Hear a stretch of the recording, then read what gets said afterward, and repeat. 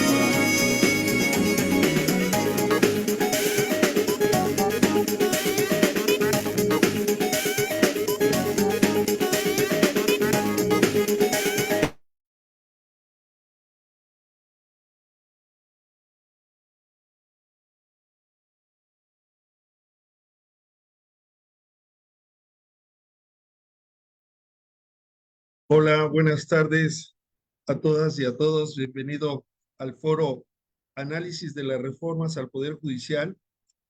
A nombre del Colegio de Abogados Procesalistas Latinoamericanos, les doy la más cordial bienvenida. Realmente queremos escuchar la opinión de destacados miembros del colegio. No nos hemos puesto de acuerdo y eso es lo importante también para decirlo, porque queremos que cada uno desde su perspectiva señale los puntos que considere importantes. Vamos a tener a la doctora Carla Mariscal Ureta. Ella es integrante del Sistema Nacional de Investigadores del CONACYT, desde luego de la querida Universidad Autónoma de Querétaro, al doctor Carlos Arcudia Hernández, también miembro del Sistema Nacional de Investigadores, y de nuestra hermana universidad de la Universidad Autónoma de San Luis Potosí, al maestro Fernando Serrano Macías, destacado colega, amigo de la Universidad Enrique Díaz de León, al maestro Manuel Orozco Pulido del Colegio de Abogados Procesalistas, egresado de la Universidad eh, de Guadalajara, y al doctor Luis Gerardo Lozano, también miembro del Sistema Nacional de Investigadores del CONACYT, de la Universidad Autónoma de Nuevo León. Bueno, bienvenidas, bienvenidos. La primera pregunta que haríamos, y quisiera que cada uno de nosotros diera su opinión en el orden que consideren. Empezaríamos desde luego por la doctora Carla. Haríamos la pregunta de primera, si es necesaria una reforma al Poder Judicial de la Federación y por qué es necesaria. Adelante, doctora Carla, luego Carlos, luego Jesús, luego Fernando y al último Luis. En ese orden, por favor. Adelante, doctora. Bienvenida.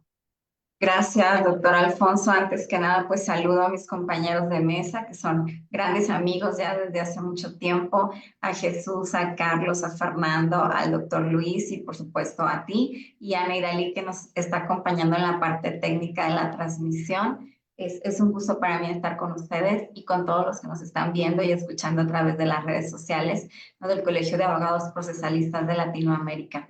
Bien, pues justo planteas una de las grandes preguntas del millón, ¿no? ¿Es necesaria o no una reforma en estos momentos, ¿no?, en el Poder Judicial? Bueno, yo creo que siempre que tenemos un cambio sexenal es una oportunidad de replantear muchas cuestiones en todo lo que te refiere al poder público, ¿no? Por supuesto, me parece que es sustancial hacerlo al interior del Poder Judicial por lo que representa, ¿no? El Poder Judicial, además de ser, ¿no?, uno de estos elementos del poder público que permiten el sistema de frenos y contrapesos en un Estado federación como el mexicano, creo que finalmente representa los anhelos de justicia de toda la población, ¿no? Tanto en el ámbito local como en el ámbito federal, en el control de la legalidad, en el control de la constitucionalidad y, por supuesto, ¿no?, en el control ya de la convencionalidad, ¿va? Sobre todo lo que tiene que ver con derechos humanos.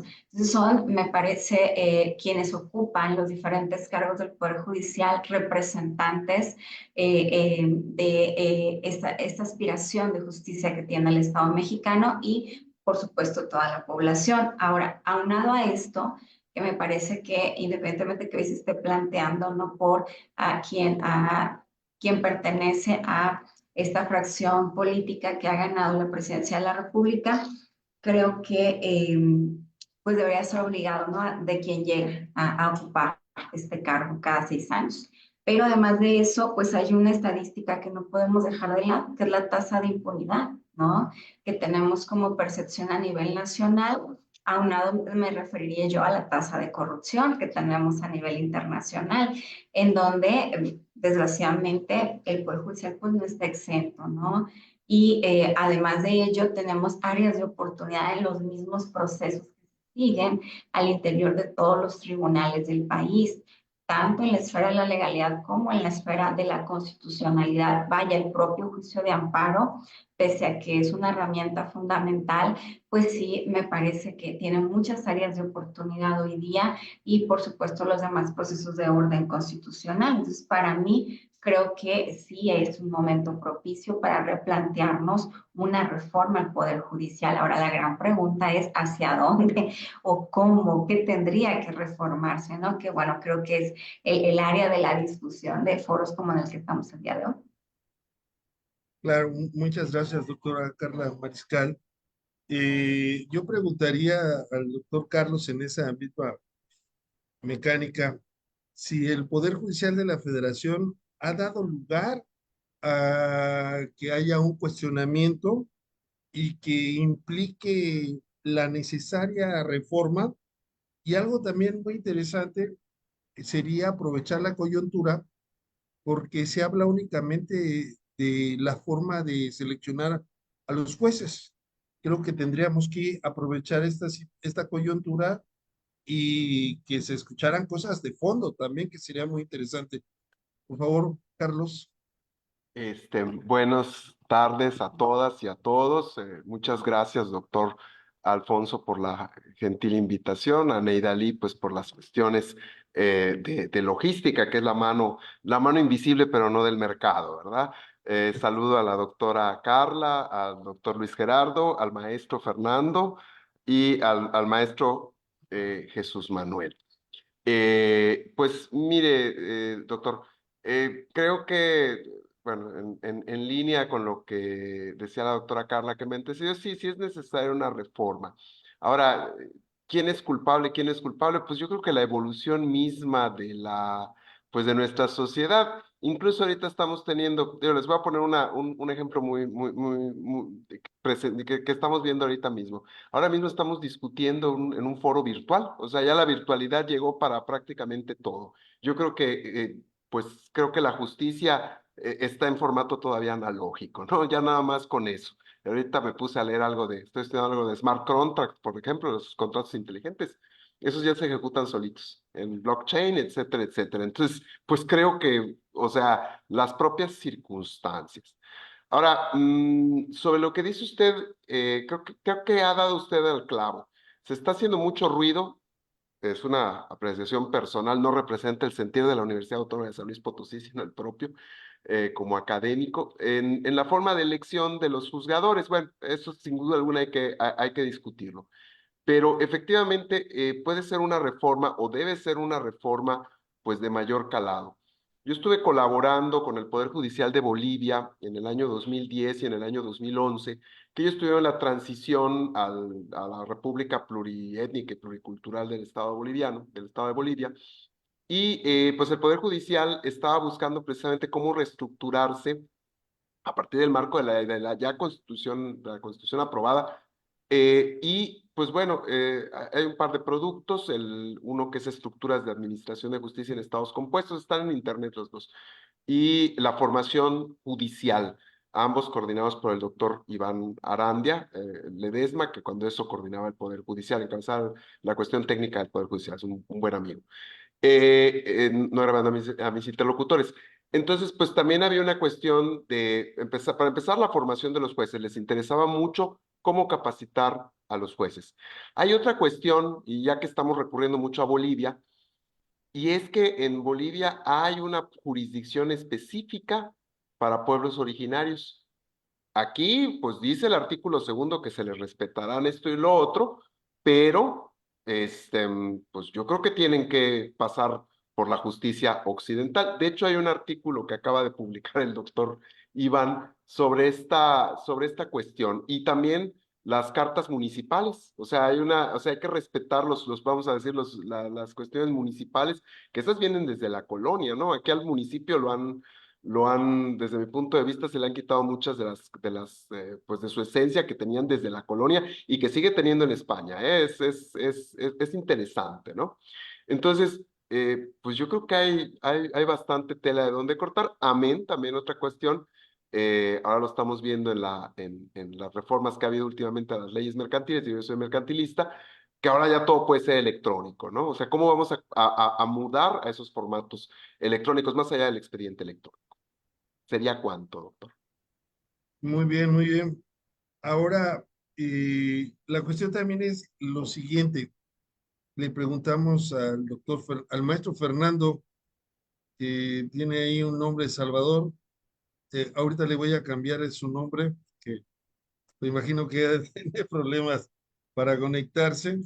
Este, y yo también he escuchado mucho que la referencia es Bolivia para la elección de los jueces, magistrados y ministros. Entonces, la pregunta también sería, y también aparte se habla de Suiza, se habla de algunas partes en Estados Unidos. La pregunta sería, ¿es necesario buscar una respuesta nacional del contexto nacional? ¿Podemos ser creativos en México o necesariamente tenemos que utilizar una experiencia que no es la mexicana? Es decir, hablemos de nosotros. Hoy sería viable, sería idóneo elegir de forma democrática a los jueces, y si se eligen a los jueces, estoy hablando en general, y si se eligen democráticamente, ¿no sería fortalecer la autonomía del Poder Judicial? No sé. ¿Qué opina, maestro Fernando? Hola, muy buenas tardes. Muchísimas gracias. Primero quisiera iniciar saludando a todos los integrantes y participantes de este panel. La doctora Carla, doctor Carlos, maestro Manuel, doctor Luis, doctor Alfonso, por supuesto, como anfitrión de este panel que nos reúne el día de hoy. Doctor, para responder ese planteamiento que hace de la necesidad o la justificación que puede haber de esa modificación al Poder Judicial, y en el contexto que lo plantean, ¿no? O sea, de realmente tenemos que voltear a otras latitudes del planeta para tomarlo como inspiración, o podemos crear algo nuevo, algo diferente, 100% nacional, con la intención de poder innovar un poquito en la impartición de justicia. Me gustaría comenzar, doctores, si me lo permiten, haciendo referencia que en el caso de México, la realidad es que tenemos experiencias de muchos tipos, en un contexto histórico, por supuesto. Desde 1824, cuando surge nuestra primera constitución federalista, pues desde ahí tenemos ya una integración de una Corte Suprema, ¿no? De una Suprema Corte como tal, que tuvo una integración, pues hasta cierto punto similar, a menos en número, a la actual, y donde las propias legislaturas de los estados tuvieron oportunidad de participar en la integración de dicha Corte. Pero no siempre han sido 11, ni siempre han sido las legislaturas locales, ni siempre ha sido el presidente quien propone terna. Lo cierto es que en México hemos tenido diferentes modelos de integración de la Corte, y hablando en particular del modelo que se propone, donde la ciudadanía puede participar de manera directa a través de votación, pues tampoco es nuevo en México. Ya se propuso una vez en la Constitución de 1857. Sin embargo, jamás se aplicó, también hay que decirlo, pero ya lo tuvimos en una Constitución. El poder dar la intervención a la ciudadanía para efectos de que a través de votación podamos integrar a nuestra Corte Suprema, nuestra Suprema Corte de Justicia de la Nación. Eh, y a pesar, pues, de que no tuvimos una inspiración de índole internacional para la estructuración en esa época, en la Constitución, en este caso de 1857, lo cierto es que, pues, queda como un referente histórico, ¿no? De que lo hemos hecho de muchas formas, hemos tenido muchas integraciones de la Corte, y lo hemos cambiado, alternado en este caso hasta el número, ¿no? Hemos pasado por 11 ministros, por 15 ministros, por 16, por 21, con un fiscal general, o sea, ha habido muchas integraciones. Yo creo que deberíamos perder el miedo a innovar, y deberíamos perder el miedo a lo que pudiera pasar en un sentido de integración. Entonces, mi respuesta, doctor, sería, es necesario, sí, indiscutiblemente, pero en una óptica de eficientizar el proceso judicial de manera que se responda a las necesidades sociales. Reformar como tal el Poder Judicial, buscando simplemente cambiar números o buscando cambiar, digamos, la parte orgánica de dicho poder, si perdemos de vista la relevancia social que tiene la función jurisdiccional, creo que sí puede implicar quizá perder de vista lo importante de la función judicial, que es la administración de justicia. Entonces, mientras no perdamos de vista eso, hacer reformas, cambiar la integración de la Corte o la forma en la que se eligen a los ministros, creo que resulta completamente irrelevante, insisto, si perdemos de vista el centro o lo importante de dicho poder, que es la administración de justicia. Entonces, necesario sí, bien, no por número, no por el hecho de que cambie de 11 a 9 o por la forma en la que se van a elegir los 9 o los 11 o los 15 o los 21, los que quieran, sino por la sensibilidad de la función que tiene en este caso el noble Poder Judicial de México. Gracias. No, muy amable. Y es que realmente yo he escuchado muchos foros y la verdad es que se me hacen sesgados porque eh, muchos son opinólogos, ¿no? O sea, no son especialistas en la materia y es obvio que tienen una perspectiva. Y otra perspectiva, pues son los propios del Poder Judicial, que realmente pues sienten que su trabajo, y yo escuchaba a una magistrada, no voy a decir nombres, que decía, es que he invertido mucho en mi vida, he invertido mucho en mi vida, he tomado muchos cursos, he estudiado mucho y ahora resulta que no me lo van a tomar en cuenta eso. Bueno, yo decía, bueno, pues por primero, yo creo que le han pagado, ¿no? Y creo que le han pagado muy bien, ¿no? Esa sería una situación. Es decir, no estamos diciendo que los integrantes del Poder Judicial de la Federación no sean gente técnica. Es obvio que tienen que ser gente técnica. Y el maestro Jesús Manuel Orozco en algunos foros, sobre todo en la caravana, ha tocado este tema de cómo elegir a los magistrados, a los ministros principalmente de la Suprema Corte de Justicia de la Nación, y pues quisiéramos también escuchar su valiosa opinión. Jesús, bienvenido. Adelante, por favor. Gracias, doctor Lascano, y por su compromiso académico de organizar este foro en un tema tan pertinente. Y es un honor estar con estos pesos pesados del derecho. Muy agradecido con todas estas personas que además nos une la amistad genuina. Yo opino, profesor, que hay un factor importante. Al principio se aludía mucho para justificar la elección directa de los ministros de la Suprema Corte a que Benito Juárez fue electo con este procedimiento.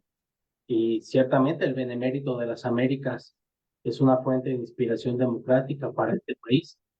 Sin embargo, este procedimiento de la Constitución de 57, al que ya se refirió el maestro Serrano, sí permitió que Benito Juárez llegara a la Suprema Corte, pero solo ejerció 48 horas como presidente de la Suprema Corte.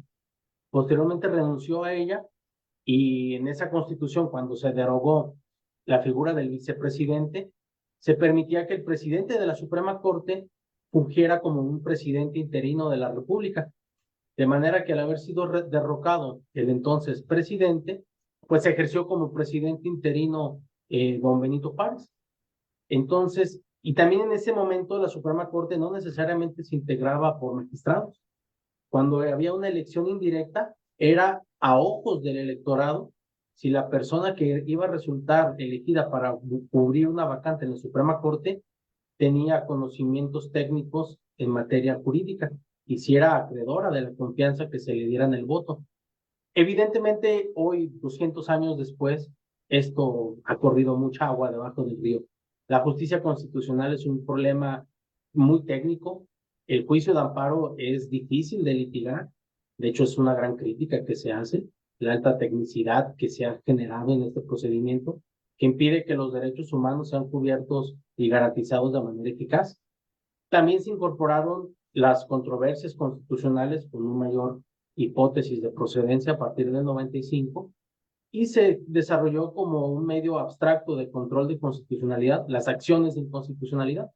De manera que evidentemente las competencias que hace ahora la Suprema Corte no son las mismas que las que hacía hace 200 años. Ahora funge como un tribunal constitucional y tiene a su cargo amplias y muy serias competencias para poder depurar el ordenamiento de aquellas normas que contravengan la Constitución. Incluso a través de sus sentencias tiene una vocación de potenciar los derechos humanos. Toda la novena época que transcurrió del 94 al 2011 se potenciaron mucha teoría de derechos fundamentales. desde el punto de vista del debido proceso penal, desde el derecho indígena, desde la igualdad sustantiva del hombre y la mujer, el tema competencial entre el municipio y los estados, el acceso a la justicia, en fin, hubo serias interpretaciones que eso nos da a notar que realmente tienen que existir personas doctas en materia jurídica que puedan componer un alto tribunal. Quiero referirme también al caso boliviano, porque posteriormente ha sido una amplia justificación para ello. Pero recordemos que Bolivia, para empezar, tiene solamente 9 departamentos y el método de elección de los integrantes del Tribunal Constitucional Plurinacional de Bolivia implica que se generen 2 candidaturas por cada departamento, una para 2 candidatos varones y otra para 2 candidatas mujeres. Esto a fin de respetar la igualdad de género. Entonces, cuando se vota en el electorado, en el procedimiento de Bolivia, se elige por cada departamento a un representante directo que estará sentado en una mesa, en una silla, perdón, del Tribunal Constitucional Plurinacional de Bolivia. Me pregunto entonces, en esta República Mexicana, con 120 millones de habitantes, con 32 entidades federativas, ¿cómo vamos a poder articular un procedimiento boliviano para la experiencia mexicana? De inicio, desde el punto de vista federalista, se me hace un poco problemático. Debemos considerar también el tema de la alta especialidad que debe de tenerse. Creo que una decisión técnica sobre un juez constitucional y sobre los aspectos propios que debe tener es un tema bastante complicado. Creo yo que la ciudadanía, no lo digo con un afán petulante, pero creo que el amplio electorado no está preparado para poder hacer una elección eficaz sobre qué miembro de la Suprema Corte, o más aún, qué juez de distrito, tiene realmente las facultades propias para ser un buen juez constitucional. No me refiero solo al punto de vista técnico, sino incluso al propio entrenamiento y propias pericias que debe requerir la función jurisdiccional, como lo es la honestidad, la prudencia, la parsimonia al momento de interpretar, la interpretación a veces amplia de la normativa para poder hacer correcciones de las propias injusticias que vengan en las normas, pero aplicadas en un caso concreto deban mesurarse, o incluso en unos momentos, pues la mano firme cuando sí se requiera en asuntos de mayor importancia. Creo entonces que ahora se trataría de la responsabilidad política que es del Senado con el régimen constitucional actual de elegir a buenos ministros de la Suprema Corte. Indebidamente se le está endosando esa responsabilidad al electorado. Creo yo, para en un momento dado decir, bueno, la equivocación fue del electorado, no del Senado, y no es una responsabilidad política de un mal candidato que se haya elegido. Creo que como entrada dejaría estas reflexiones sobre la mesa. Gracias, profesor. Muy bien, maestro. La verdad es que voy a replicar algunas cosas que dijo Manuel, que se me hacen interesantes. Creo que la Suprema Corte de Justicia no ha potenciado los derechos humanos. Inclusive hay jurisprudencia que habla de las restricciones constitucionales, que por cierto va a cumplir 10 años. Ahora, yo pienso que podemos analizar la causa de las reformas. Son, uno, porque la Suprema Corte ha servido como un dique para los proyectos del gobierno, ¿no? O porque la justicia cotidiana debe de mejorar.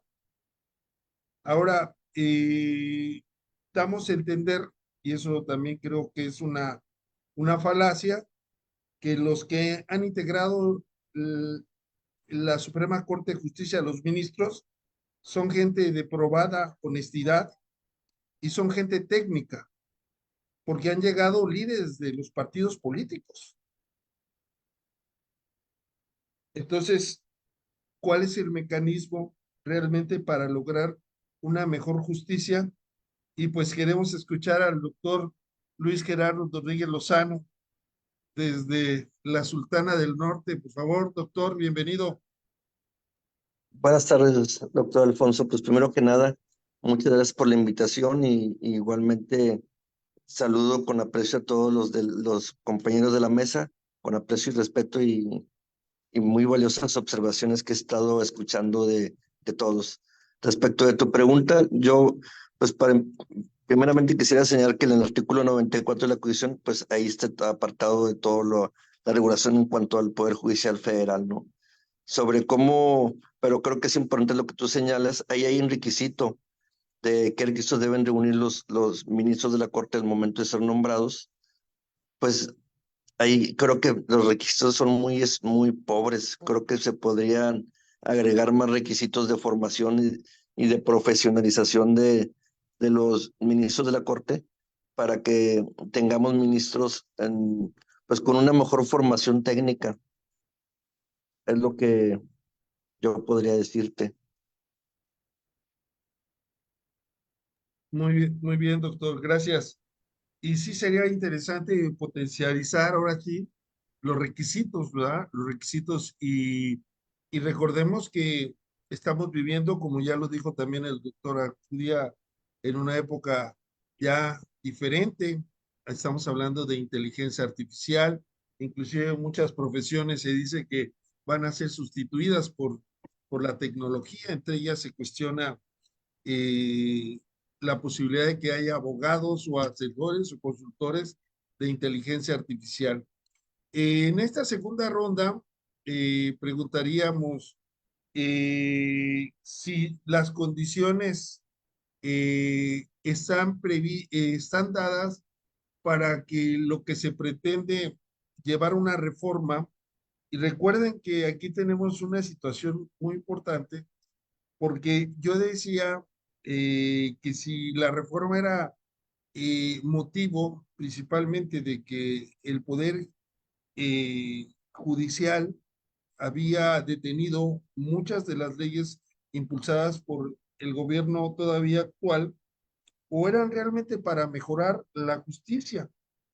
En ese sentido, el tiempo porque también es una reforma que también lo platicábamos con la autora Carla Mariscal, que ella organizó un foro en la Universidad Autónoma de Querétaro para analizar la parte de los pueblos originarios, ¿no? Respecto a esta reforma. ¿Qué más podríamos decir y qué compartes, estimada doctora, de lo comentado hasta ahorita por los colegas? Adelante, doctora, gracias. Bueno, antes que nada, yo creo que es el ejercicio que se tiene que hacer, ¿no? Empezar a dialogar, la comunidad jurídica, por supuesto, ¿no? Como punta de lanza y sobre todo la sociedad civil de, primero, qué es lo que nos está quedando a deber el Poder Judicial hoy por hoy y qué esperamos del Poder Judicial y qué es posible, ¿no? Porque podríamos esperar muchas cosas que pues no serían viables, ¿no? Entonces, me parece en este sentido, yo voy a partir de los 4 objetivos que plantea la reforma en materia judicial. Acuérdense que es parte de un paquete de reformas que se presenta el 5 de febrero, todas muy amplias, todas o algunas de ellas, me parece más bien, tocan aspectos que tienen que ver con Poder Judicial, porque se habla de impartición de justicia, de protección de derechos, etcétera, pero específicamente esta, ¿no? Que denominamos dentro del plan C, ¿no? Que tiene que ver con la reforma del Poder Judicial, me parece que plantea 4 puntos importantes. O sea, no nada más es el tema de la elección de jueces, magistrados y ministros por voto popular. Me parece que habla de una propuesta hacia una nueva integración de la Suprema Corte, que ya lo habíamos visto históricamente también en México. La experiencia que fue muy notable fue en 1995, ¿no? Cuando está el presidente Zedillo en el poder, que hay una renovación del Poder Judicial.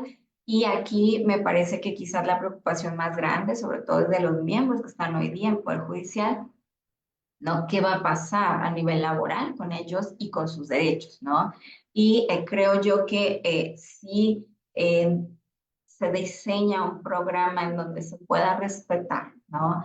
Cuáles son esa programación, ¿no? De los que están al interior hoy del Poder Judicial en el ámbito laboral y sus derechos, la transición sí podría dar lugar a una mejora, ¿no? Y esto lo hemos visto mucho, por ejemplo, en los cambios en la administración pública centralizada, ¿no? Cuando llega un nuevo poder, cuando llega un nuevo agente al poder, que hay un necesario refrescamiento, ¿no? De algunos órganos, como a veces se le da la oportunidad a quien ya viene laborando en ese lugar de permanecer, por supuesto, con nuevas reglas que se conocen, que tienen que ver con un nuevo programa de acción, pero siempre con la posibilidad de que quien se quiera quedar se quede bajo ese nuevo orden, ¿no? Y quien se tenga que ir se vaya con la salvaguarda de sus derechos. Creo que eso es muy importante y tendría que ser un esquema, yo digo, transparente que lo garantice, ¿no? Y en el caso de la elección popular de jueces, magistradas y ministros, creo que es muy importante ver otras experiencias, como el caso Bolivia, como lo que está pasando en España, ¿no? Que tiene una gran carga política y que no ha tenido el mejor efecto, un tema más moderado que se da en Francia y en Italia, y lo que hace a un sistema diferente al nuestro, que es el sistema más pegado a lo anglosajón, con el common law, vive Estados Unidos, en donde no tenemos una figura como la tiene Bolivia, pero hay un equilibrio a través de la figura del jurado popular, ¿no? Que también nuestra Constitución lo ha contemplado, pero no ha tenido vigencia. Entonces, queremos garantizar que la ciudadanía esté presente en la impartición de justicia, que, bueno, haya un desdoblamiento hacia la perspectiva social. Habría que revisar, me parece, también el modelo de jurado popular, ¿no? Creo que ya estamos en esta análisis que tiene que ver con Poder Judicial, yo le metería también esa parte, ¿no? Y otra de las cuestiones que plantea que me parecen también delicadas es la sustitución del Consejo de la Judicatura Federal por dos órganos, un tribunal, ¿no? Que es el Tribunal de Disciplina Judicial, separando estas dos funciones de ejercicio y revisión del ejercicio con las promociones al interior del Poder Judicial y los programas de operación a partir del órgano de la Administración Judicial. No me parece de entrada mal, no me parece que es darle un refrescamiento al Consejo de la Judicatura. Habría que, ahí lo interesante es la forma de elección también de quién va a estar al mando, ¿no? Sobre todo del Tribunal de Disciplina Judicial, pero más allá de ello me parece que es transparentar el proceso también. O sea, hablamos de un debido proceso en el interior del Poder Judicial para la ciudadanía, me parece que también en materia laboral, en materia administrativa, los que formen parte tienen que tener esta garantía, ¿no? Al interior de este tribunal. Y por último, lo que es más de fondo que planteabas tú, Alfonso, tiene que ver con las nuevas reglas de operación de ciertos procesos, ¿no? Que básicamente tienen que ver con buscar la expeditez, ¿no? En la justicia, hablando de los tiempos en algunos tipos de procesos, me parece que es un ideal que todos perseguimos desde la ciudadanía, la academia, los litigantes, sobre todo las colegiaciones. El punto es cómo hacerlo para que sea posible y para que también no tengamos un tapón laboral dentro de los propios miembros del Poder Judicial, en donde les estamos dejando un panorama muy aspiracionista, pero poco probable, ¿no? De realizarse con efectividad y por lo tanto muy sancionable a través de este nuevo órgano de control, ¿vale? Y habla de, hay que revisar, me parece muy bien, y en capítulo aparte el tema de la suspensión, el tema de la justicia local, ¿no? Porque se habla de incentivar la justicia local, pero el gran déficit o uno de los grandes déficits del sistema federal es la justicia, cómo enlazamos la justicia local con la justicia federal y lo que tiene que ver con fideicomisos a poder judicial, ¿no? Entonces creo que son grandes temas, yo daría una mesa por cada tema, ¿no? Pero el punto es que la discusión está en la mesa. Me parece que todas las fracciones políticas, más allá ya de la negación de algo que va a ser evidente, una transformación en el Poder Judicial, hay que sentarnos a ver las variables y buscar el mejor modelo posible en el consenso político, en la viabilidad general y respecto del interés social, ¿no? De la población. Muy bien, doctora Carla Mariscal. Y tocas unos temas también muy interesantes. Recuerdo que cuando se aprobó que se creara el amparo a nivel federal, el constituyente de 1857 había establecido que iba a existir un jurado de los vecinos. Entonces, así se aprobó. Sin embargo, se señaló a un tal diputado León Guzmán como corrector de estilo y de la noche a la mañana modificó eso, ¿no? Entonces, también ahí tenemos un resquicio histórico que a veces las aspiraciones no se logran cumplir. Ahora, tocas también un tema muy interesante y quisiera comentarlo con el doctor Carlos Arcudia, que es la responsabilidad judicial. Ha habido casos muy lamentables, casi todos los casos son muy lamentables, los que llegan a la Corte Interamericana de Derechos Humanos, pero no tienen los jueces ninguna responsabilidad que tocaron esos temas, que intervinieron en las resoluciones. Y ahora algunos magistrados dicen, no, pues vamos a ir a la Corte Interamericana, cuando son ellos mismos que no cumplen muchas veces con los parámetros de la Corte Interamericana. ¿Crees que es necesario ser más sigiloso, más diligencioso, más cuidadoso en las responsabilidades judiciales?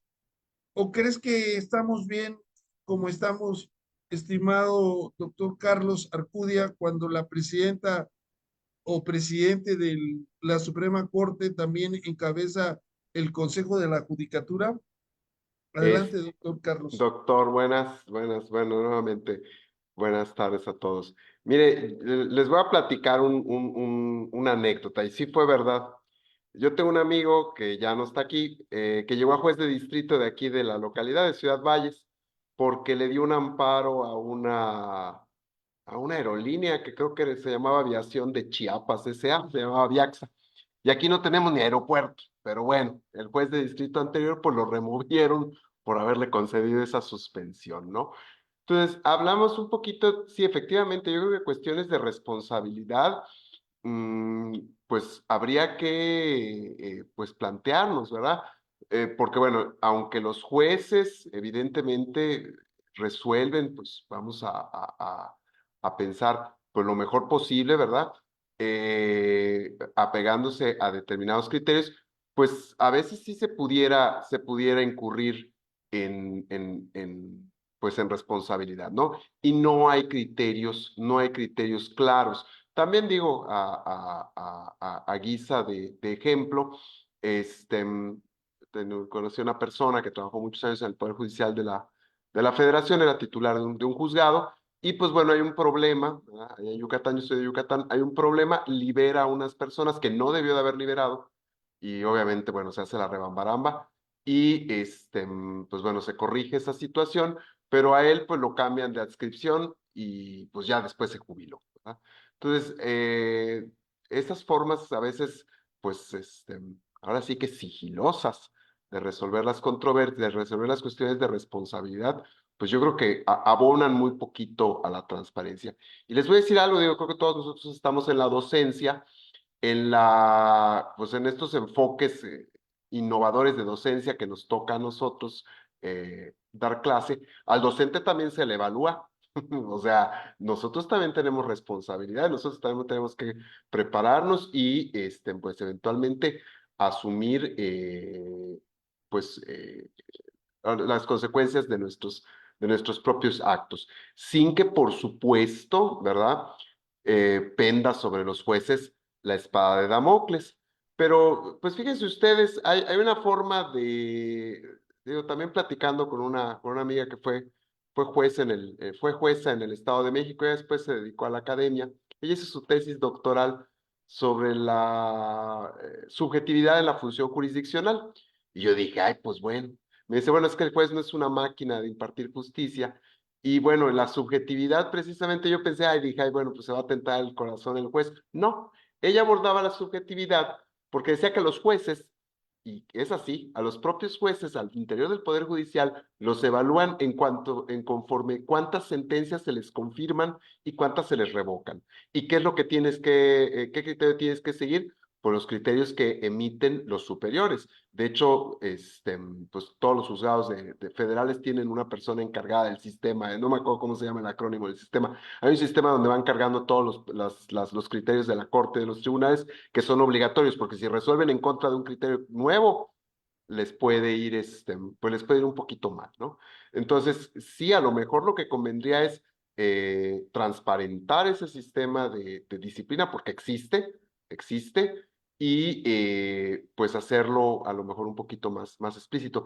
Y pues lo de que el Consejo de la Judicatura esté encabezado por el presidenta de la Suprema Corte, pues no era el diseño original de esta reforma del 95, estaba separado, pero después lo volvieron a juntar porque pues como que no les gustó. Digo, si el Poder Judicial, o sea, si la premisa de algunas personas es que el Poder Judicial no se toca, pues creo que sí se tocó, ¿no? Y se tocó de origen, porque precisamente fue desvirtuar esta propia reforma que separaba, que le quitaba, de hecho le quitaba, bueno, el origen, bueno, todos nosotros sabemos, es quitarles esas responsabilidades administrativas a los juzgadores y que se dediquen a juzgar. Muchas gracias. Muy interesante. Y aquí también habría que ver varios temas que realmente son muchos. Por ejemplo, la gran cantidad de nepotismo que existe al interior del Poder Judicial y que el del nepotismo, pues inclusive es una falta grave, ¿no? Entonces, a veces los buenos jueces por su casa empiezan. Y ya que tocaste un tema, estimado doctor Carlos Arcudia, y aprovechando al maestro Fernando Serrano, eh, ¿qué podríamos decir de las escuelas, de las universidades, de las facultades? ¿Qué papel juegan en esto de impartir justicia o qué papel deberían de jugar? Ahora, lo que también señala el doctor Carlos es que yo me he encontrado como diciendo, estos criterios que emite la Suprema Corte de Justicia de la Nación son intocables. Y ahí tenemos a las restricciones constitucionales que restringen derechos humanos.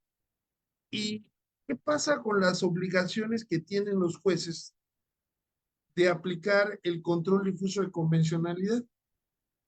Si lo llegaran a hacer en teoría, serían responsables porque dejaron de aplicar una jurisprudencia. ¿Qué tanto juega las universidades, las escuelas, estimado doctor Fernando Serrano, en la preparación de los jóvenes que en su momento llegarán a ocupar cargos de estas magnitudes? Sí, gracias. Bueno, considero que de 2011 a la fecha tiene que, y fue forzoso en este caso para el país, reestructurar completamente la manera en la que comprendemos los derechos humanos, así como las diversas resoluciones que emanan de tribunales internacionales, en particular la Corte Interamericana. Creo que antes del 2011, pues sí seguíamos bajo ese modelo tradicionalista donde si la Corte dice que un cocodrilo vuela, vuela pero bajito, ¿no? O sea, si lo que diga la Corte es ley prácticamente. Pero de 2011 a la fecha, pues tenemos otro paradigma y otra realidad, donde a partir pues, de la ejecutoria que emite la Corte Interamericana, donde condena a México por el caso de Radilla Pacheco, pues tenemos una realidad jurídica totalmente nueva, totalmente diferente para el país. Y en atención a ello, pues todas las universidades tendríamos que, y tuvimos que en su momento, ¿no? Innovar en cuanto a la manera en la que interpretamos los criterios que emanan en materia de derechos humanos para hacerle ver al joven estudiante de derecho, futuro profesionista de la ley, pues que la Corte dice una cosa, la Corte puede emitir un criterio, puede emitir inclusive una jurisprudencia, ¿por qué no decirlo? Pero a final de cuentas hay una instancia que va a revisar con apego a este principio de convencionalidad si lo que estamos haciendo en el país en materia de administración de justicia es lo adecuado y bajo una interpretación conforme, pues tiene cabida o no con apego a las diferentes convenciones de las cuales México es parte. Entonces, considero que la universidad tiene que ser un trampolín, tiene que ser una catapulta para el estudiante de derecho, en donde le hagamos ver que ningún criterio es permanente, ninguna idea es definitiva y que el derecho, al ser una ciencia social, está constantemente en una evolución, pues innata, una evolución que va de la mano de los diferentes cambios sociales y que conjuntamente a la sociedad, pues las ideas jurídicas tienen que irse actualizando, tienen que irse renovando. Y el derecho no puede ser la excepción. Digo, si hace 15, 20 años teníamos una idea en el contexto de un principio jurídico, es probable que la sociedad hoy en día necesite algo nuevo, algo diferente. Y en atención a ello es que jurídicamente tenemos que evolucionar. Y desde las universidades tenemos una alta responsabilidad. Tenemos que formar a nuestros futuros abogados en ese contexto. El derecho no es estático. Y si tú aprendiste una figura jurídica el día de hoy de esta forma, de ninguna manera significa que en 5, 10, 15, 20 años pueda cambiar, pueda evolucionar o se pueda transformar, para bien y para mal, digo, porque la realidad es que las figuras jurídicas cambian, pero son completamente indistintas al tema de la moralidad. Es decir, cambio es bueno o es malo, son cambios simplemente. Y el derecho, pues no está exento de esas posibles modificaciones. Y yo quisiera hacer referencia, en particular, bueno, de esta propuesta de reforma que se planteó el 5 de febrero de este año, donde la universidad también tiene una obligación. Digo, nosotros no podemos esperar hasta que esto sea ya un hecho consumado. Nosotros como docentes, como académicos, tenemos ya una obligación con nuestros alumnos de darle difusión a la intención que tiene esta administración que está por comenzar en la nueva faceta que quieren o en la nueva cara que quieren darle al Poder Judicial. Y tenemos que analizarlo académicamente, sin fanatismos políticos, sin el tema de si es una propuesta de izquierda, de derecha, de centro, del Partido Rojo, Partido Verde, Partido Guinda, o sea, tenemos que analizarlo académicamente. Entonces, creo que las universidades cumplen con esa función o deberían cumplir con esa función en el entendido, pues, de que nuestros jóvenes estudiantes el día de mañana van a ser los responsables de esos cambios que la sociedad exija en 5, 10, 15, 20 años, no sé. Y si no formamos a nuestros jóvenes abogados en ese contexto, pues los estamos condenando a permanecer estancados en ideas, o sea, por ejemplo, yo viendo fechas, viendo datos previo al inicio de este panel, pues me doy cuenta que han pasado ya prácticamente 30 años desde esta reforma estructural del Poder Judicial. Se dice muy fácil, pero son 30 años donde la mayoría de nuestros jóvenes estudiantes que se están formando como abogados no habían nacido aún. O sea, ellos cuando nacen, nuestro Poder Judicial ya opera como opera el día de hoy. Entonces, insisto, nuestra responsabilidad es fomentar ese sentido crítico, analítico en ellos, que les haga ver, tenemos una realidad, pero no significa que tenga que ser estática, ni significa que tenga que permanecer de manera vitalicia. Y cierro con esto. O sea, la Corte puede decir una cosa, pero a final de cuentas, la Corte misma termina en ocasiones desdiciéndose de lo que dijo de un criterio que emitió hace 5 o 10 años. Entonces, nada es permanente, todo evoluciona. Y creo que, pues, desde nuestra labor académica tenemos esa alta responsabilidad. Es cuanto. Muchas gracias, maestro Fernando Serrano, muy interesante. Y debe ser un compromiso con la mayoría bueno, no todos nosotros de una u otra forma influimos en la preparación educativa y entonces sí tenemos una responsabilidad, sobre todo con los estudiantes e indirectamente con la sociedad. Y aquí tocamos un tema que quisiera que el maestro Jesús Manuel Horóscopo, como buen torero, este, yo veo ahí una ausencia en las discusiones, en los foros. ¿Y qué onda con los justiciables? Que es el punto neurálgico de cualquier función de la judicatura. Porque nosotros en los parámetros internacionales se dice que los procesos de defensa de derechos humanos deben ser sencillos y eficaces. Y vemos que nuestro juicio de amparo no condena la reparación integral y tampoco muchas veces se sanciona al victimario. Usted como litigante, maestro Jesús Manuel Orozco, como parte de los abogados, ¿cuál es su opinión al respecto en relación a la reforma? Sí, profesor, quisiera ir un poquito más atrás respecto de la responsabilidad de la universidad y quisiera hacer la mención de que en mayo hubo, mayo, abril, no recuerdo bien, la Universidad Enrique As de León fue huésped de unas jornadas de responsabilidad patrimonial del Estado, donde se tocó a detalle el tema del error judicial.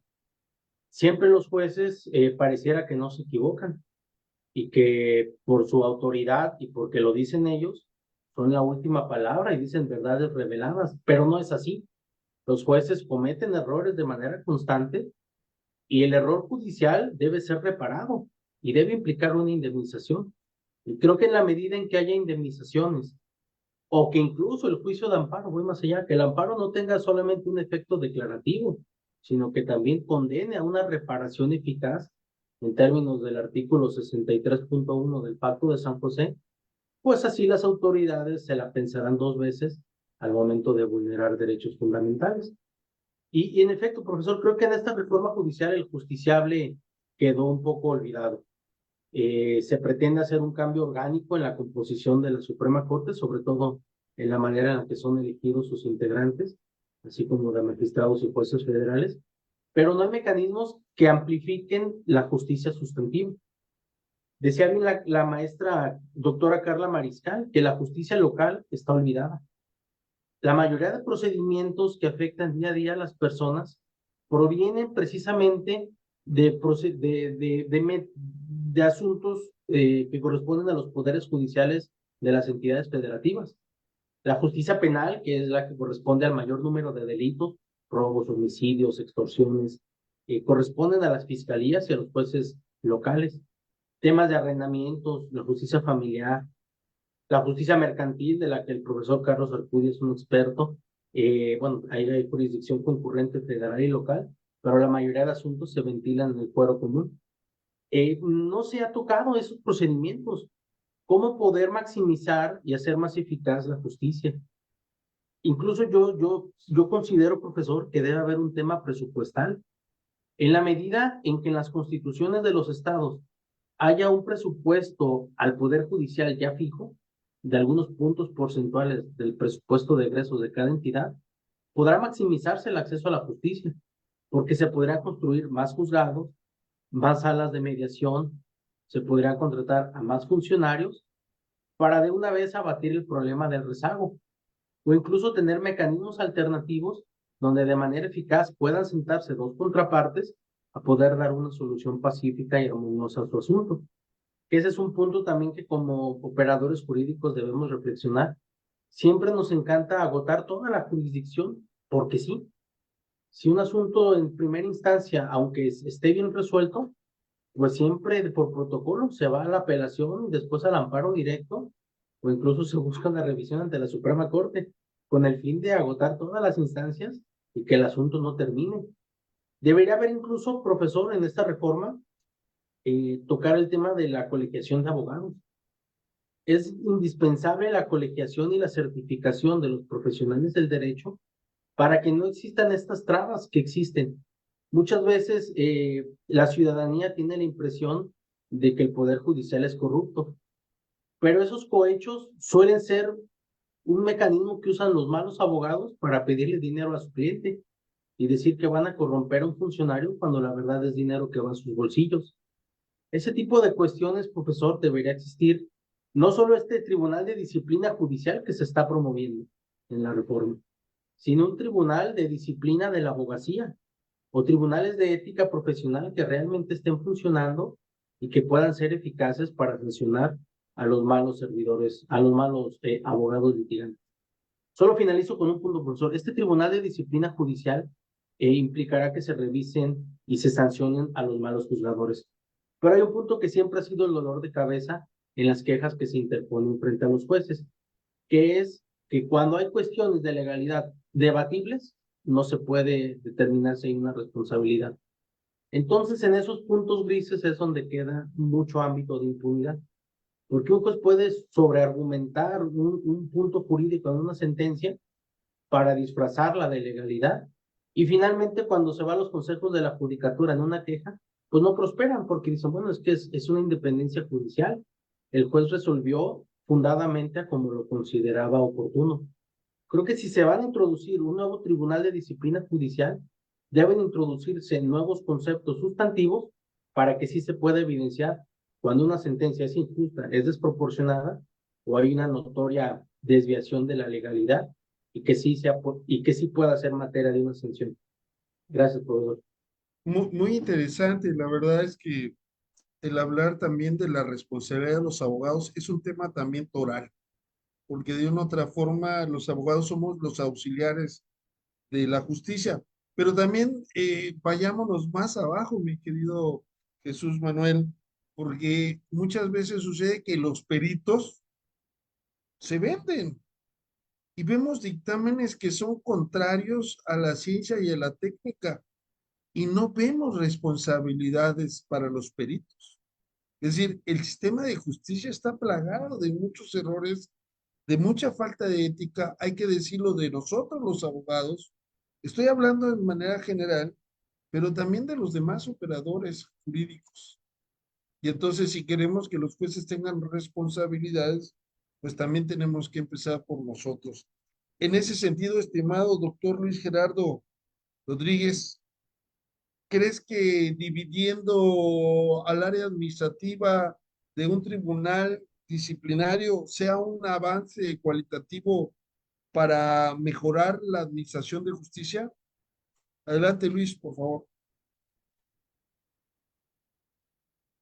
Si quieres abrir tu micrófono, Luis,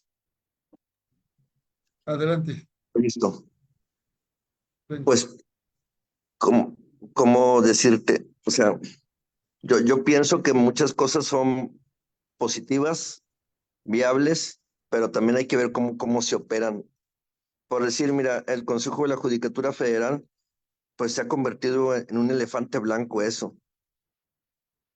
O sea, tampoco yo creo que hay que analizar mucho la creación de nuevas estructuras, porque si no, nada más estamos creando burocracias, burocracias y más burocracias. Pero sí me parece que es necesario atender la cuestión administrativa y disciplinaria. Anteriormente, mira, todo lo que son administrativa se llevaba en una oficina en la Suprema Corte, antes de que surgiera el Consejo de la Judicatura, y ahí más o menos caminaban las cosas. Ahora todo eso lo hace una institución muchísimo más pesada y muchísimo más costosa, que también habría que ver. Es que también hay que ver que todo eso se paga con recursos públicos, con impuestos de tuyos, míos y de todo mundo, ¿no? Entonces hay que también que ser muy responsable en cómo se van diseñando las instituciones, qué funciones van a tener y cómo van a funcionar. Y creo que algo que de lo que se ha hablado poco, qué perfiles van a tener los que estén a cargo de ese tipo de instituciones. O sea que inclusive de los mismos ministros, jueces, magistrados, o sea, qué perfil debe ser quien ocupe esos cargos. Y de eso se habla poco. Yo nunca, hace mucho vi un trabajo en la universidad de doctorado que era sobre los perfiles que debían ocupar los ministros de la Corte. Y ya nunca más he vuelto a hablar de eso, pero creo que todo eso es importante.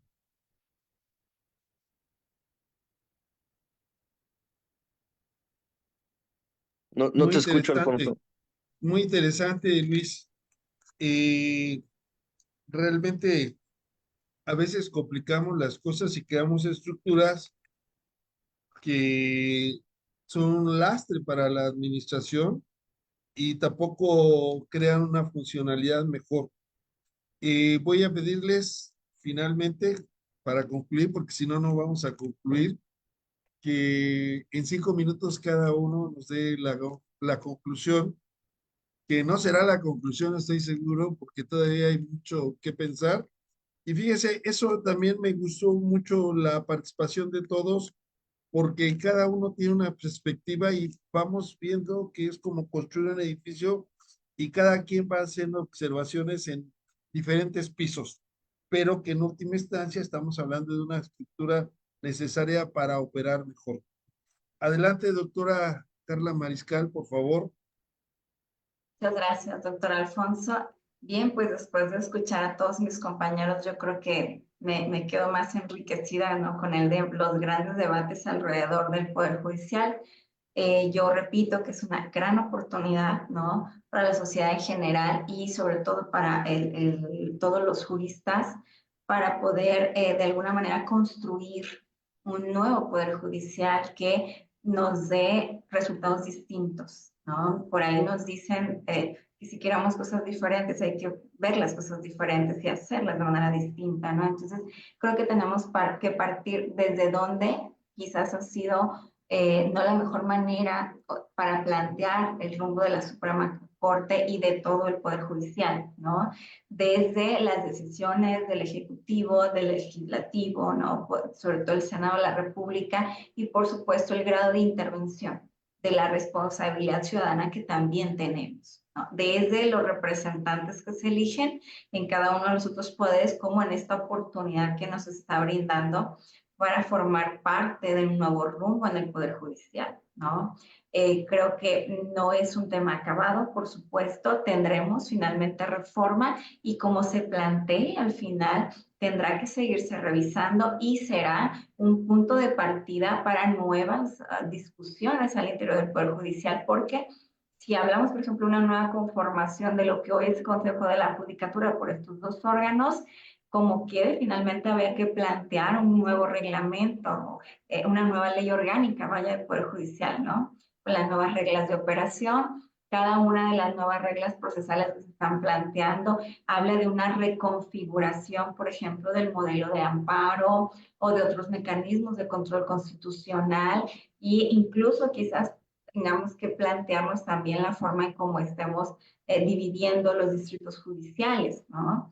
Entonces me parece que es el inicio, vaya, de grandes debates que vamos a ver y yo espero que todos nos subamos en la talla que tenemos que hacerlo para que con responsabilidad alcemos la voz, ¿no? Y con argumentos sólidos. Creo que lo que ya no se vale desde ninguna trinchera es dar un punto de vista sin un fundamento, ¿no? Y creo que esa es la invitación a todos los que nos escuchan, cada uno desde su plano profesional, a que haga la reflexión con un fundamento lógico, coherente, ¿no? Que vea la historia de nuestro país sobre el Poder Judicial y los problemas que tenemos hoy frente a la comunidad internacional y las experiencias que también en el ámbito internacional se han tenido, que no necesariamente tendrán que ser las mismas que nosotros dibujemos, ¿no?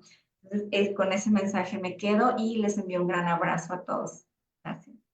Muchas gracias, doctora Carla, muy amable por todas sus colaboraciones, como siempre, muy atinadas. Y a mí también me queda, y no quiero meter ese sesgo, porque me voy a adelantar un poco para ver si alguien toma el barco, ¿no? Yo lo que veo es mucha prepotencia del personal judicial, como diciendo, si no somos nosotros, ¿quién nos va a salvar? Bueno, es una observación. Adelante, doctor Carlos Arcudia. Bueno, pues muchas gracias. Ha sido una experiencia muy enriquecedora. Y pues bueno, coincido con la doctora Carla en que bueno, pues la constante es el cambio. No nos bañamos dos veces en el mismo río y pues no son tótems de piedra lo que estamos tratando de normar, ¿no? Sino sino es una institución del Estado, un poder del Estado encargado de pues administrar justicia, ¿verdad? Y pues yo creo que es una excelente oportunidad para pues discutir, para ver dónde estamos, a dónde queremos ir y sobre todo poner la administración de justicia al día con el contexto y con las necesidades que le dan, pues que le dan sentido, que le dan origen a este poder, ¿no? Algo que en aquel estudio, en aquellos estudios que participé en Bolivia, que decían, bueno, lo que se pretende es una isonomía funcional, o sea, si vamos a importar o vamos a nutrirnos de las experiencias de otros contextos, porque bueno, el derecho comparado es una herramienta de análisis, ¿verdad?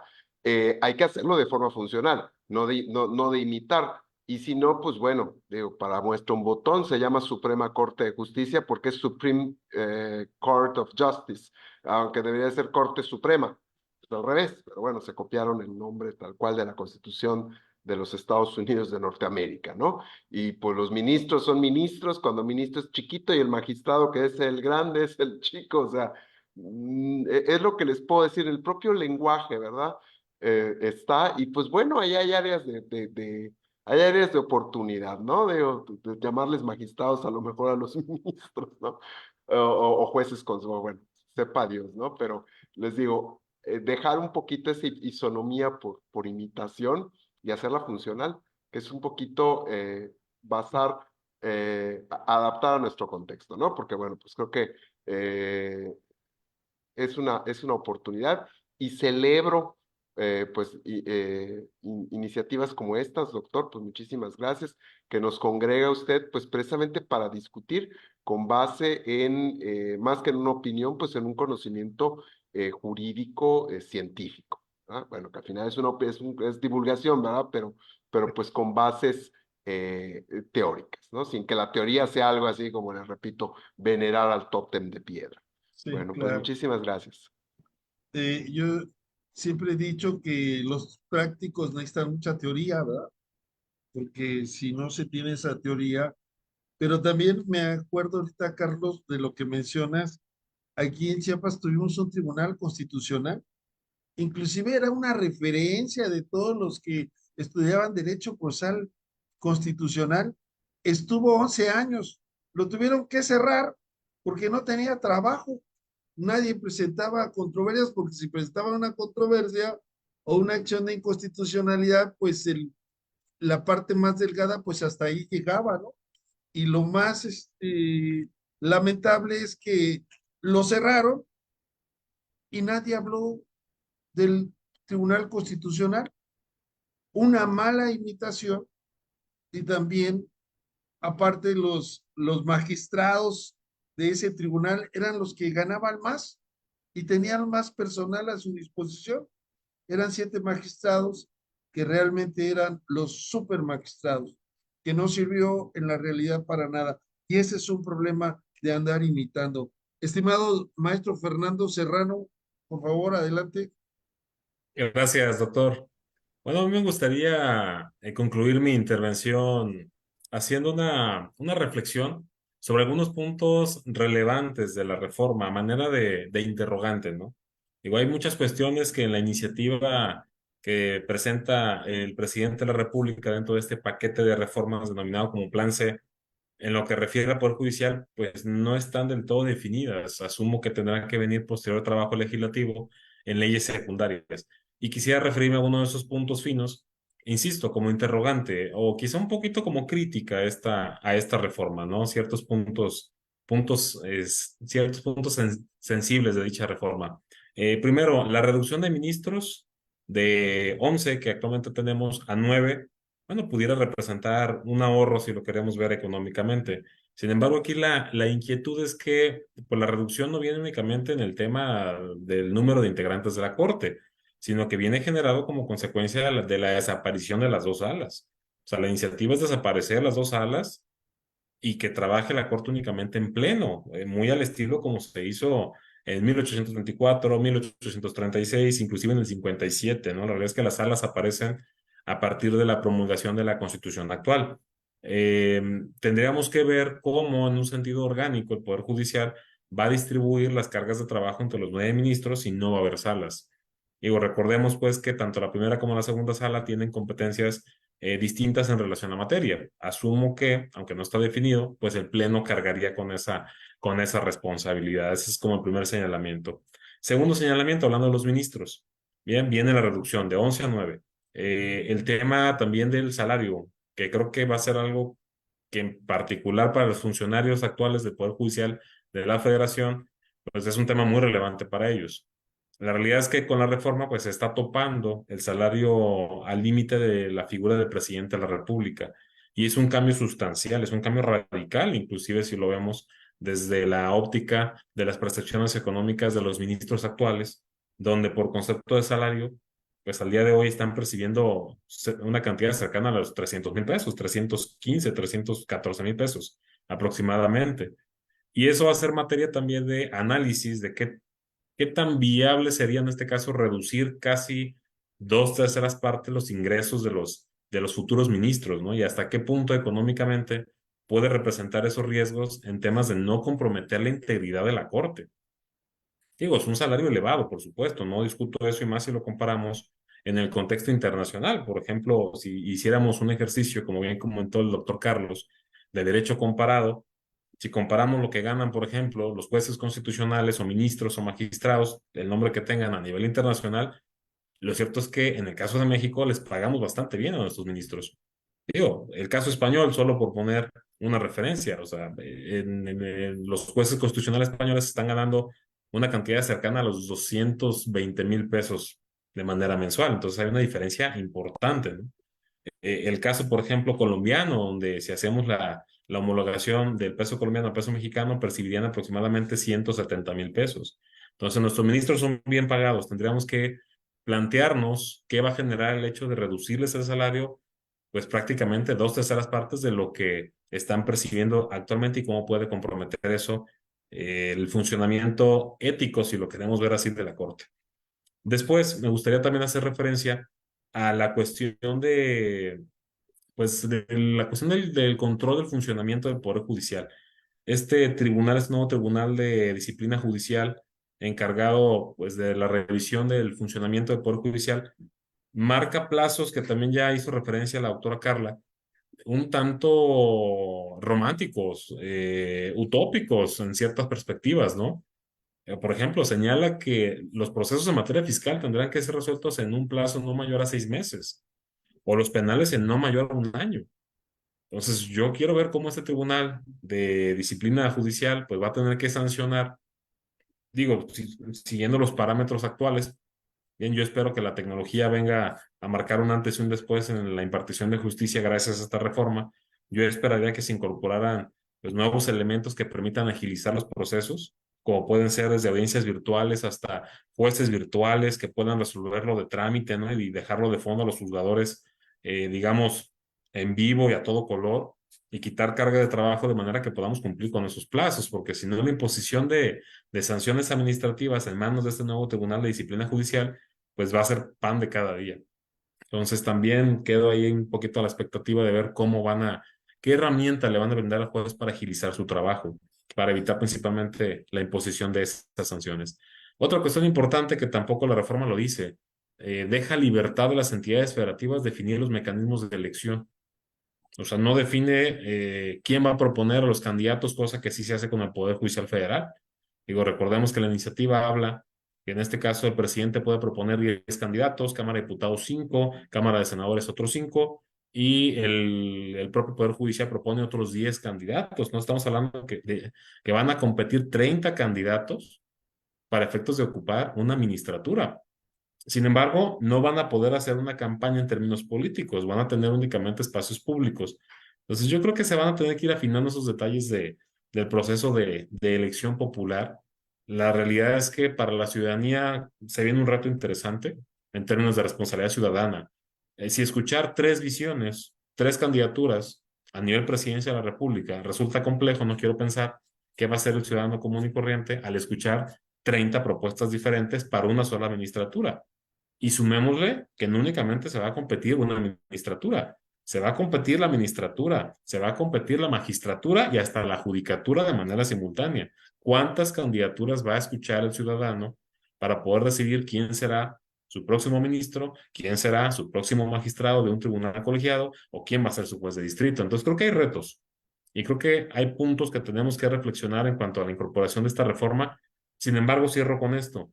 Yo creo que el cambio es positivo y además necesario. Tendrá que irse afinando ciertas cuestiones, pero es necesario.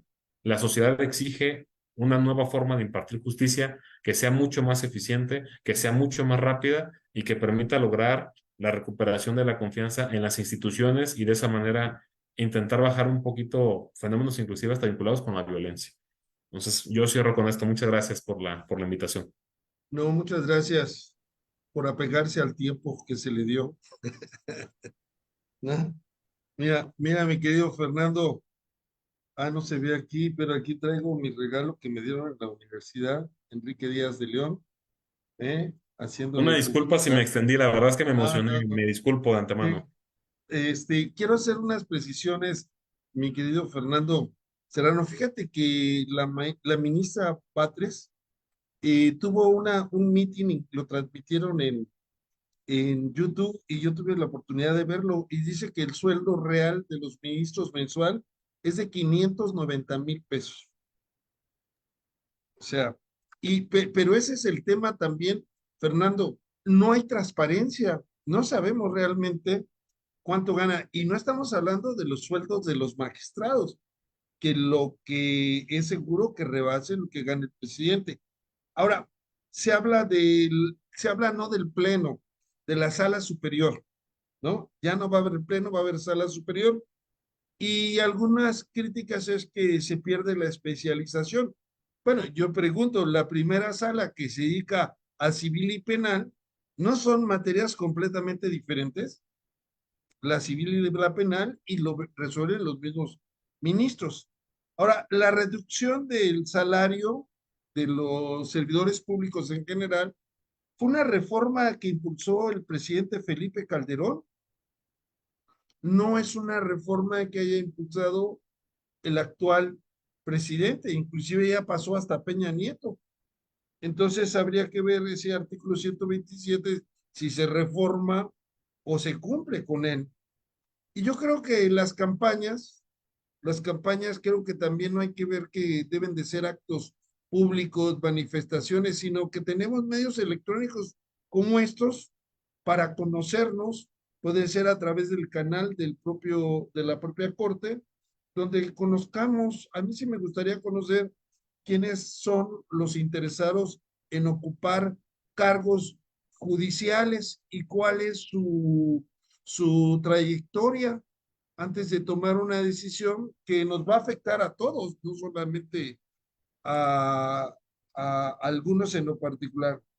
Yo cierro con esas conclusiones que también son interesantes. Vuelvo a decir, cada uno aporta cosas que hay que analizar. Adelante, por favor, estimado Manuel Orozco, profesor, Sí, maestro, profesor, el ruedo lo espera. Venga. muchas gracias y le brindo esta conclusión de mi ponencia. Profesor, Gracias. bueno, le hago una contrarréplica. El artículo 116, fracción tercera de la Constitución dice que los jueces percibirán una remuneración adecuada e irrenunciable, la cual no podrá ser disminuida durante su encargo. Un artículo con una redacción original desde 1917, que ese ha sido el eterno debate de este tema de si los ministros ganan mucho, ¿no? Pues sí ganan mucho y qué bueno que se les baje, pero al mismo tiempo no puede, incluso hasta por retroactividad, no puede llegar un nuevo gobierno y establecer nuevas remuneraciones y menos aún bajarlas por dispositivo propio de la Constitución. Creo que es un gran tema, profesor, todo esto. Es importante definir y perfilar más la calidad de las personas que deben llegar a estos altos cargos. Brevemente, un ejercicio comparativo, por ejemplo, Colombia y España exigen 15 años de actividad profesional. La Constitución mexicana habla de 10 años, o Argentina y Bolivia hablan de 8 años de ejercicio profesional. Creo también que es importante que se haga una composición mixta de estos altos tribunales.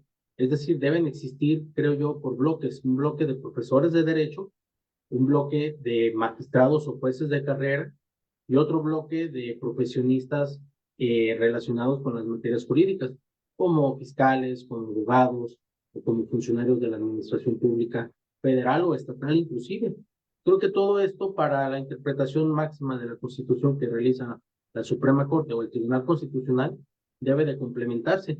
La visión solamente judicialista reduce muchas posibilidades de potenciar derechos y debe haber una reflexión seria en este aspecto. Otro punto que deseo subrayar es la temporalidad. Se habla de que deben ser 6 años el nombramiento que tendrán, lo cual considero peligroso, porque deben haber nombramientos escalonados a través de los sexenios presidenciales o las legislaturas que se tengan. No es posible que un poder judicial tenga el mismo tiempo que un gobierno de una presidencia o el mismo tiempo que un senador de la República o equivalente a 2 legislaturas del Congreso de la Cámara de Diputados Federal.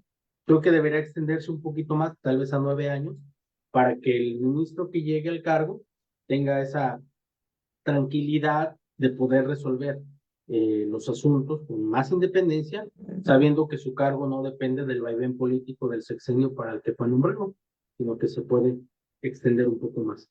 El tema del pleno y las salas es bastante preocupante, porque las salas no solamente, en el modelo actual, el pleno resuelve acciones de inconstitucionalidad, y las salas conocen las controversias constitucionales y los amparos en revisión, es decir, la garantía del justiciable más propiamente dicha para depurar el ordenamiento.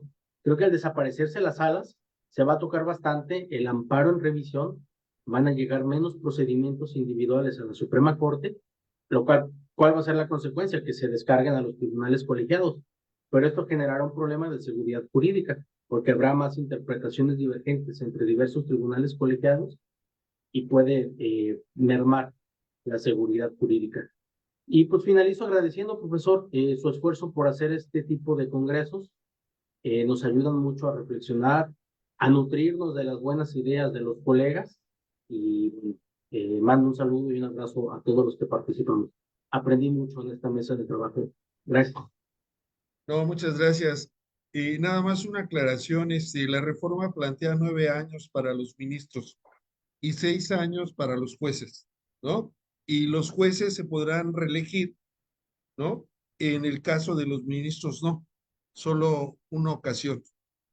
Bueno, nada más era, no quiero hacer una contrarréplica, réplica, ¿no? Pero está bien, está bien. Lo importante es que en la disidencia, el debate es necesario, porque nos ayuda a ver cosas que no vemos los demás cuando los analizamos.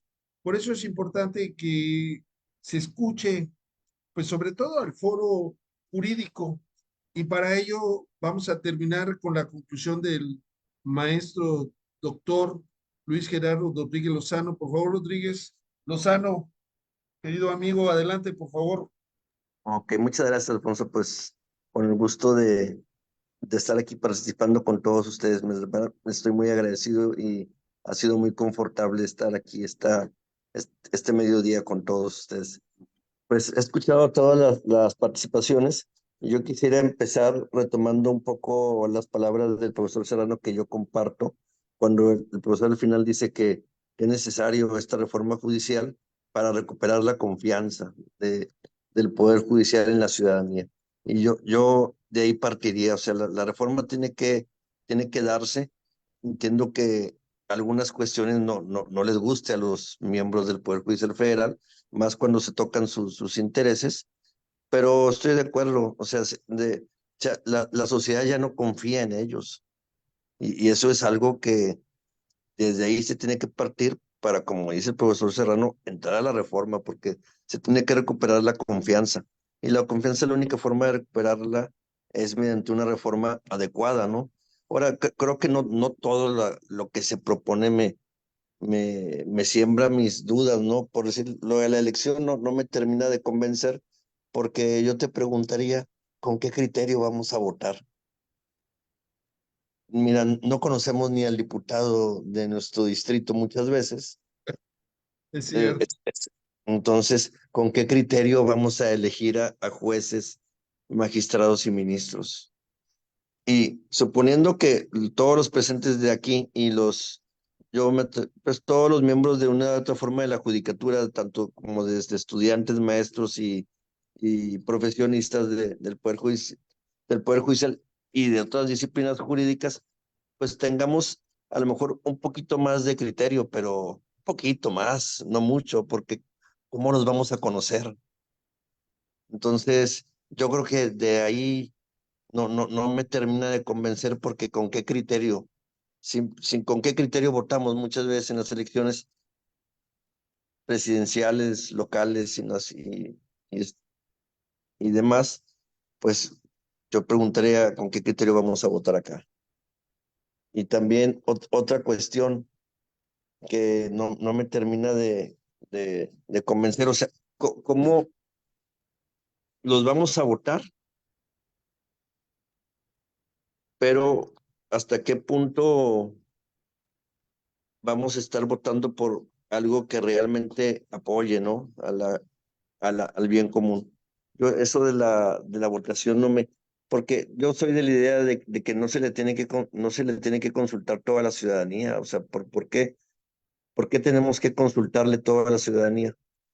¿Por qué tenemos que consultarle cosas muy técnicas y especializadas a todo mundo? O sea, no me termina de convencer ese aspecto, ¿no? Pero de los demás aspectos me parece que son impostergables y se tiene que dar y se tiene que, ya, ya cuando esté aterrizada la reforma, pues ya ahí se irá viendo cómo se va desempeñando, cómo se va implementando en la práctica, ¿no? No es algo sencillo, entiendo que también hay muchos intereses y eso también no lo podemos soslayar. O sea, lo político y lo jurídico, como dice Alberto Bolo, son las dos caras de una misma moneda. Entonces tampoco podemos ser más puristas que el Papa en que en este momento hay muchos intereses de por medio que están apoyando y criticando la reforma. Y eso no se puede soslayar. Inclusive muchos de los que apoyan la reforma, hasta qué punto realmente tienen un interés real en la justicia. Entonces yo siento que no es tan sencillo. O sea, ya iremos viendo cómo va funcionando, pero creo que como dice el profesor Serrano, o sea, la reforma tiene que ir y se tiene que ir apuntando también a fortalecer los perfiles de los miembros del Poder Judicial, o sea, quiénes van a tener que ocupar esos altos cargos, ¿no? O sea, qué características tienen que tener para sumarse, ¿no? O sea, criterios de profesionalización, transparencia y hasta la imparcialidad es un tema que también es interesante, pero también hay hasta qué punto no sería también, porque mira, nosotros votamos por los diputados y los senadores y por los ejecutivos, ¿no? Pero ¿por qué en el Poder Judicial los tenemos que elegir nosotros? Y también el Poder Judicial, ¿por qué? O sea, criticamos mucho la cuestión de los vicios del Poder Judicial, pero otros poderes intervienen en la vida del Poder Judicial, como el Ejecutivo y el Legislativo. O sea, ¿hasta qué punto no sería bueno si, o sea, muchas de las cosas que se han recogido aquí me parecen súper valiosas, pero si hablamos de que realmente queremos fortalecer la independencia, pues yo diría que el Ejecutivo no hiciera propuestas. ¿Por qué tiene que proponer el Ejecutivo propuestas para ministro? O el poder Legislativo. O sea, que las propuestas sean de ellos nada más. Y con un buen tribunal, con un buen órgano de disciplina, pues bueno, ahí está revisando el funcionamiento del tribunal. Pero si hablamos de independencia, yo diría que no tienen por qué meterse otros poderes a la vida del Poder Judicial, porque si no es ahí donde yo pienso que todo se vuelve muy político. Es mi opinión, pero creo que es importante que se abre. Lo que sí me parece insoslayable es la reforma. O sea, la reforma tiene que ir y ya veremos ahí cómo se va ajustando. Muchas gracias. Bueno, muchas gracias, Luis. Muy interesante porque nos hace una reflexión y ya vimos que cuando se hacen las cosas de carácter popular, también aparecen la guerra sucia, las difamaciones, las calumnias. La verdad es que es un gran reto y yo quiero agradecer a nombre del Colegio de Abogados Procesalistas Latinoamericanos que a todos ustedes, a la doctora Carla, al doctor Carlos, al maestro Fernando, al maestro Jesús y al doctor Luis Gerardo por su tiempo y por sus acertados comentarios. Muchas gracias. Creo que es importante que también hablemos los que de una u otra forma somos el foro jurídico, más que el foro político. Nos vemos pronto. Buenas tardes. Buen provecho. Cuídense mucho. Saludos a todos. Adiós. Abrazo, gracias. Gracias, Alfonso. Gracias a todos y un placer conocerlos. Hasta pronto.